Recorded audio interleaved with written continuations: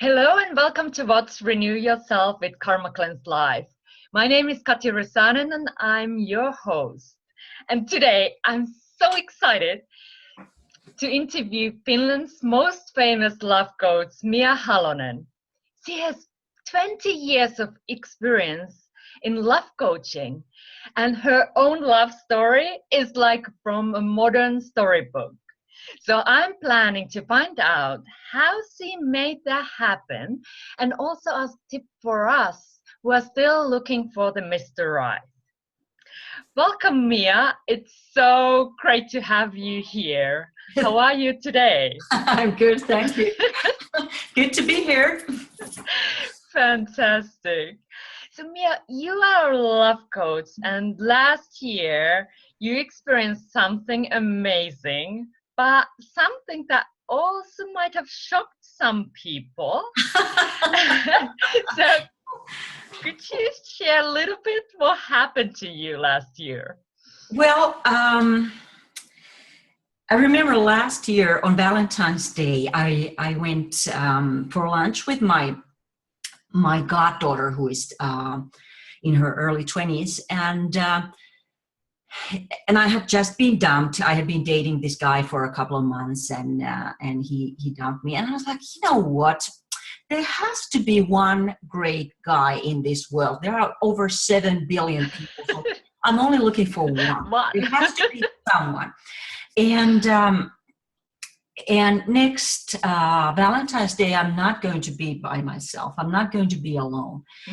And my goddaughter Selma took a photo of me. I had decided to have a new haircut, kind of like wear my hair differently.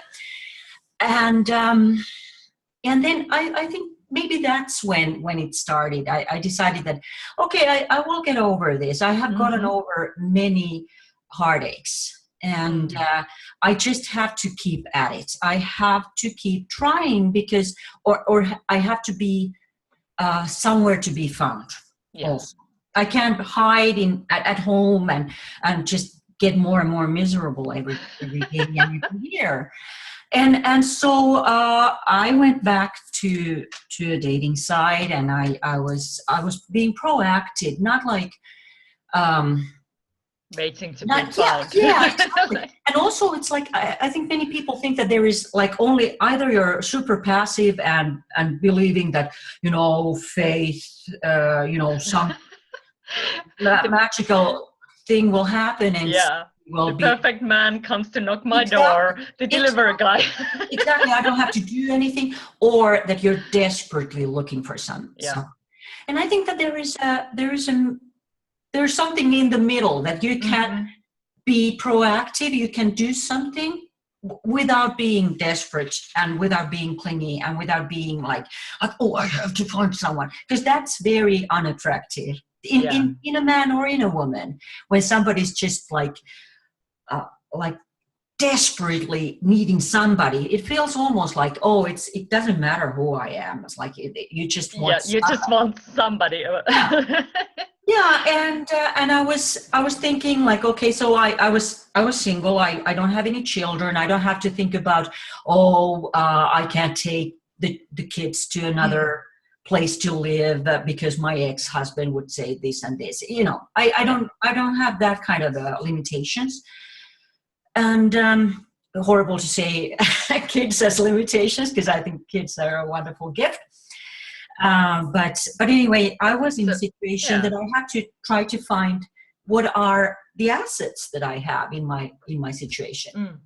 And I felt like I'm a totally international woman. I can live anywhere. I'm not stuck to living in Finland. And also because I didn't have a permanent job, like, oh, this is such a great job and I'm making so much money, so I can't leave this job. So that can also be a good thing, that you don't have something to keep you put somewhere. And I had, ever since the Vancouver Olympic Games, I had thought the Pacific Northwest is, that's a really wonderful place. That's great. And I love the mountains. I love the sea. I want to live by the sea. And I was I was doing this search. I was like, okay, so 500 kilometers from Vancouver. So that also includes Seattle. And I was like, okay, so what kind of matches there are? And the best match, 96% match, was this handsome guy that I'm now married to. Wow. Yeah, but the thing was that when I first saw his profile, he said that he's looking for somebody near him. So I thought, okay, so he's really good looking. He has an endless amount of women who are interested in him in Vancouver. Locally, so, you know, I don't even bother to send him a message. Also, because when you live in Finland and you send a message to somebody in the States or in Canada, they get this message: beware of the internet scams, never blah, blah, blah. And that scares many people. And they are like, oh, where is Finland? Oh, that's somewhere in East. Far away. This must be some gold digger and so on. So I didn't even bother sending him a message. But luckily, he sent me a message. And I was like, oh, Vancouver sent me a message. And I, of course, wanted to keep the other conversation going once he had made move. So and then we Skyped and kept in touch all summer, and finally in August I managed to lure him to come to Finland, and he flew there. And I tried to keep my expectations low. I've met a lot of people all over from world, and you know, usually you make a friend, which is wonderful. You don't necessarily have that kind of chemistry that you need to start a relationship with. But I thought, you know, he seems to be a really nice guy, so at least I'll make a friend and it will be a good story. And then I saw him at the airport and I was like, and we just hit it off. And it has been a wonderful 7 months. Wow. Yeah, that's so beautiful. So congratulations for getting married, and like that is such a really a beautiful story, and like how you were able to trust and still go for it, because you mentioned you have had some setbacks and like some heartbreaks on the way, and still believing like and setting the time like, okay, next year this time I'm not gonna be single. So I think that there is the intention. Right. I think that you need to have this, what is it called? You need to have a sense of urgency in a way, because it's very easy. Many of my clients, I'm a certified love coach, but I nowadays say that I'm like a dating coach, because if I say I'm a love coach, people think that I can force love. I can force them to love somebody, and I can force somebody to love them, and that's not how it works. And but what I can help people with is dating, and that's in Finland. It's easy to find women. I'm 51. It's easy to find women in their 40s or 50s and 60s and whatever, who have never been on a date. Really. They might have been, they kind of just met somebody, but it wasn't like dating really. And or if they dated when they were young and then they were married for a long time, they don't really know how it works and so on. So that's something that I can help people with. But, it's we all have been heartbroken. We've all had a lot of heartaches. And it can be petrifying. The fear of being brokenhearted, once again, is sometimes so big that you're not willing to take the risk of getting heart joys. Instead of heartaches, heart joys. And I think it's sad, because you're missing out on so much in life if you're so scared of getting hurt. I always try to think that, okay, so I got through all the heartaches I had in my life. So why couldn't I risk it? How could it be any worse? Because now I have more experience and so. Of course, it would be horrible to lose Tim, but my husband. But yeah, but I think it's horrible if you don't live your life because you're so scared. Yeah. And that reminds me of Rumi quote, your task is not to seek for love, but merely to seek and find all the barriers within yourself that you have built against it. So that's kind of like taking away the blockages in order to be able to love wholeheartedly again. And just, I think there is a lot to do with trust. Yeah. Like when you step into that, going for a date, or just like trusting that, okay, this could go well, instead of like, oh, that this, because you can choose whether you think it could go well or it could go really wrong. But in any case, you will have a good story. So. Yeah. And I think that every time you go out on a date, you learn something about yourself. You learn about the opposite sex, and which I think should not be opposite. And meaning that we have to be on the same side and not like opposing me. And one thing that I've noticed especially in Finland, when you go out with a guy who has all of the guys in their 30s and 40s and 50s, they've had their share of rejection and all that. So it's not that easy for them either. So you can do a favor to somebody by being a nice, friendly person. You know, they go out, they have a cup of coffee or a drink or a dinner, or you go out for a walk or a hike or whatever, and they have a good experience. You're having a good time.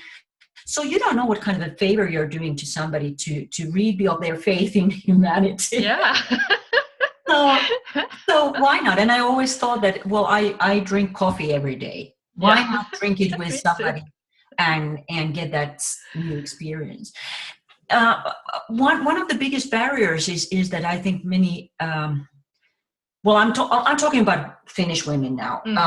Most Finnish women have, under the age of say 50 or 60, have a college degree at least, and they're very well educated. Many have several doctorate degrees or something, and when you're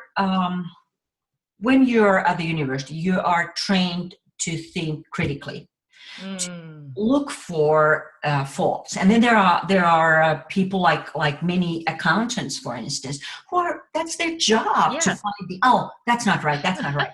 And if you have that sort of way of looking at people as well, that's awful. I think it's kind of telling that when I told to people that we were a 96% match. There was this one woman, there were several women who asked, were those 4? Oh, my. And it's kind of like, wow, yeah, you're concentrating on those 4%, as if there could ever be anybody who was a 100% match. And then you're perfect matches, and then there is no friction ever, and you agree on everything, and everything goes smoothly. And that's not how real life is, because we're people, and we have our experiences, and we sometimes we react to something. And for instance, I might react to why did you say that? Because of my background. Yeah. We all have our background. We all have some sort of baggage. Anyway. I just love that, because there is so many. It's actually our choice whether we are checking what's right or what's really how we are the 96% in your case, or whether we are checking what's wrong. And that's, again, we can train our mind to start checking what is good. And in the beginning it might be a challenge to what good can I find, because it's something you might have not used to do. And I know, because I'm very critical thinker, but then I have trained myself to look always the positive. There must be something, and that can be a challenge. So if you're up for the challenge, start checking that, one thing. Exactly. And of course, I'm not saying that anybody will do. That's actually In Finnish, there is this saying, ei se vaihtamalla parane. It doesn't get any better by changing. And it's usually said about spouses. And yes, for instance, if your ex-spouse was an alcoholic and you choose another alcoholic. So yeah, it didn't get any better. But that's kind of like saying as if everybody's the same and it doesn't matter who you choose. I think that you should get to know yourself and your own preferences and what do you really value in life and what are your own best qualities, and try to have some like must-haves and something that is like absolutely like, okay, this is a total no-no, and you have to set those in advance so that you know that if somebody is like, okay, so he's an alcoholic and that was on my list that no more alcoholics, for instance. So then you're like, you can let the person go right away instead of like trying to like, well, maybe I can change him. And then there can be also a third list, which is like, would be nice if and this is, of course, horrible because it sounds stupid to make lists of people and their qualities. It's like a shopping list, and that's not how it is. Many women have asked me. There was a big article about me in one of the biggest ladies magazines in Finland before, or us actually. It was about us and our story. And after that article in December. So many women contacted me, and their only question is, which website was it? And I feel like I'm like really hesitant to answer that because I think that well, some of these messages have been kind of like almost like threatening, like you have to tell us, and it's like, well, do you think that that's the only website where you can find that? Like there is like this store, web store of perfect men, and you just can choose, and it's like pick the hair color and pick the color of the eyes and something like that. And that's not how it works, because we're talking about people and their preferences as well, and what they want in life and what kind of life they've had so far. So and especially over the age of 30, 35, it's not the woman who is making most of the choices anymore, and that's like a big shocker to many women, because everybody's kind of cute when they're in their 20s or late teens or something, and they're used to having a lot of guys around them, and they've been like no, and look, waiting for something better or something, the perfect Mr. Right or something, and then it's and you have this feeling that, I've waited for so long and now I'm 40, so I'm not going to settle for anything less than perfect. And maybe who you would consider to be Mr. Perfect is that he hasn't been available for 10 years because he got married when he was 30. And he has kids and he has family and he's a good family man and he takes care of his family and he's not there. He's not available. Yeah. So it's a little bit like I don't like people looking at websites or anything like as if it's an like a catalog. So what makes online dating successful in your opinion? So instead of going to pick and choose mode, like what mindset could be there, or what could be the best tip how to find then a partner from online? Well, they have found out that the people who are serious about finding a partner and not just a date or not just somebody to have sex with, is that usually people write more and more openly about themselves on their profiles, and they have more pictures, and their photos are more realistic. So they're more like, this is you go out on a date and you kind of know what the person will look like when he or she shows up. Not 20 years ago photo, like exactly. This is how I used to look like. or 40 kilos. Yeah. or like 40 pounds ago. Before, yeah. Yeah, and or sometimes people have like overly photoshopped photos, and they're like so, and in real life they're just ordinary, and ordinary is good. So, but just, of course, you don't have to put there, or you shouldn't put the most unflattering photo of yourself. But show a lot of photos and full body photos as well, so that people can see that they're, because what could be more horrible than going out on a date and to see the disappointment in the other person's eyes, like, oh, I had no idea that you're like so overweight or so something. It's nicer to be open upfront. Oh, this is what I am. Yeah, that's what we want from the other person as well. So exactly. And I feel like that's like when you are then accepted as you are, what a relief that is. Like, you don't need to try to pretend to be somebody else. Yeah, but I do think that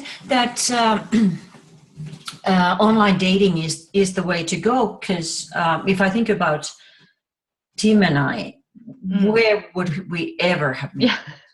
Because even if I had gone to Vancouver, I would have been taking the metro, whatever skyway system there is, public transportation. He'd be in his car.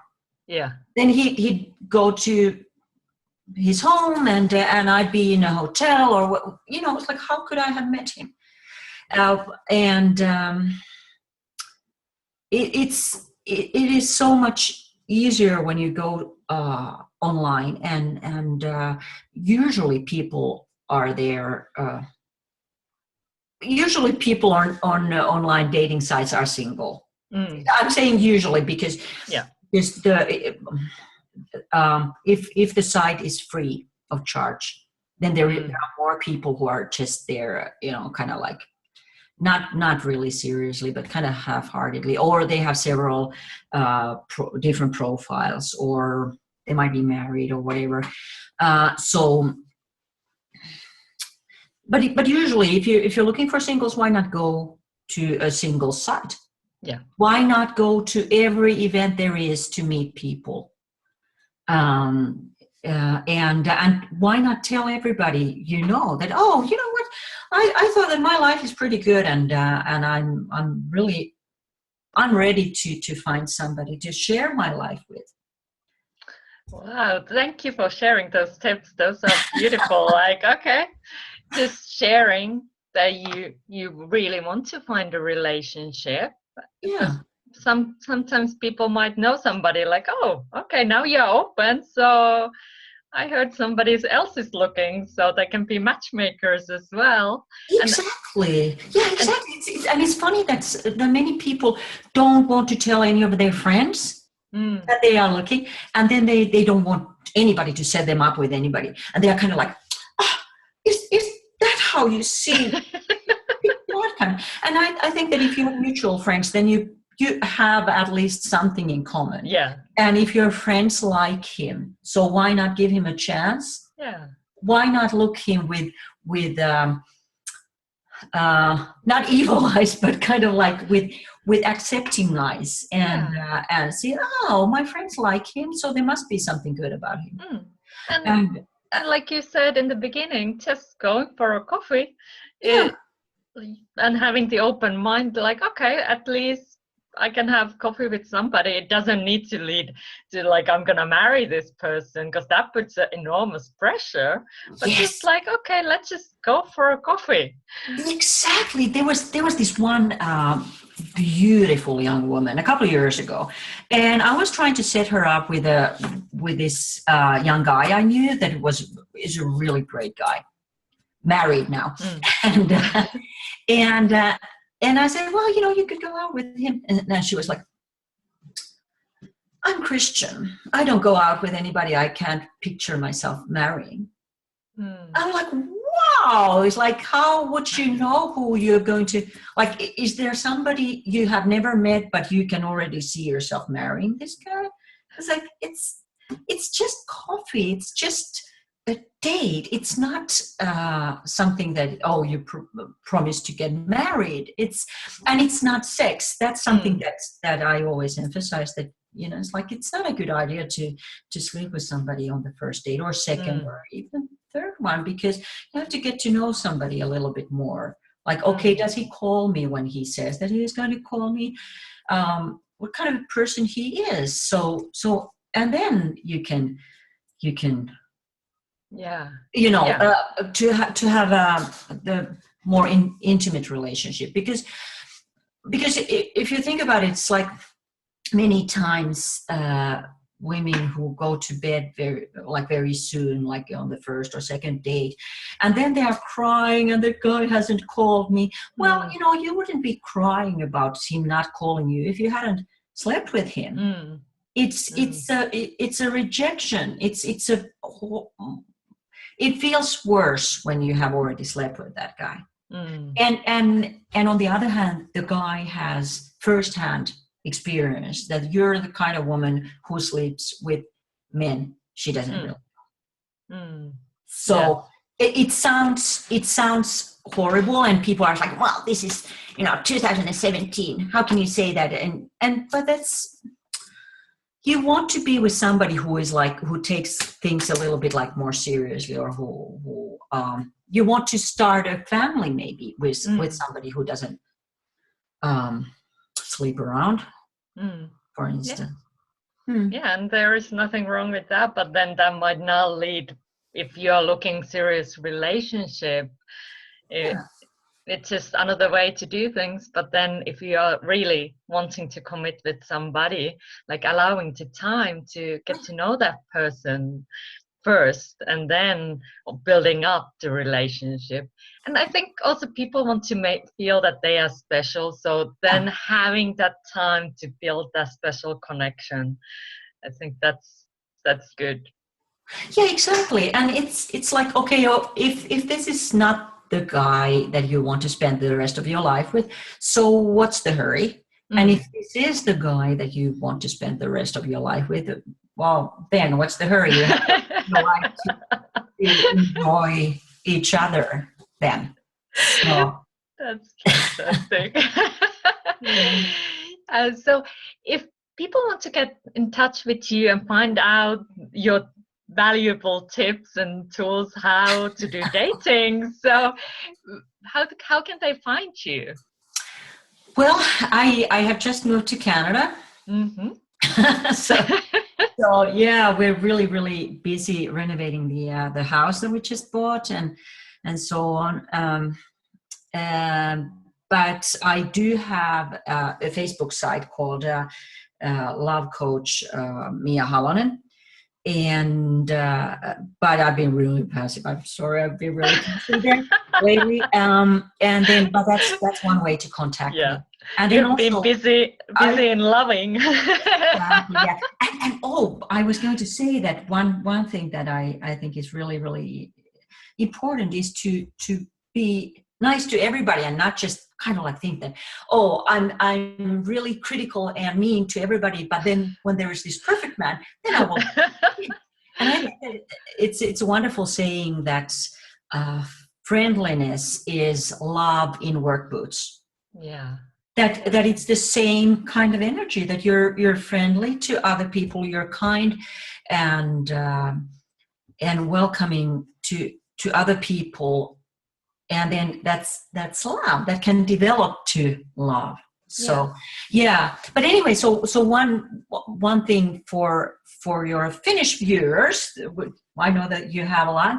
So I'm going to have a blog on one of the leading ladies journal called Eva, EVA, and yeah, I'm going to be blogging about my life and starting a new life in your 50s and in a new country, and also about love, because I do get these questions a lot. So like, what dating site or what is it? And tell the formula. Yeah, and I'm going to talk about that too in the blog, and that's starting in April 1st, the April Fool's Day. Yeah. Oh, by the way, it's so funny that last year on April Fool's Day, I've always had like some sort of a gag then on my Facebook page. And last year I said that, I'm going to move to Canada and I'm going to be an assistant for my favorite interior designer, Sarah Richardson. Mm-hmm. Canadian, and she has her own TV shows. So I'm going to be her assistant on the TV shows, her new TV series. And I'm going to move to Canada in June. And so many people didn't understand that was a, they didn't joke. look at Yeah. the date. And months later, there were people who was like, "Oh, aren't you in Canada?" Wow, And now you are. Yeah. So now they're like, what? That's funny. It's funny. And I will put your links below as well, so it's easy for people to find you. So Great. thank you so much, Mia, like having this time with us and sharing your wisdom and wonderful tips with people. It's so lovely to have your energy, your joy, and this, your whole story, it just gave me personally so much hope that I can make things happen. Absolutely. That's beautiful. Thank you. Hey, if you're single, you only need one great one, so why wouldn't you find it? That's perfect. Thank you so much. Thank you so much. Keep watching Renew Yourself with Karma Cleansed Live.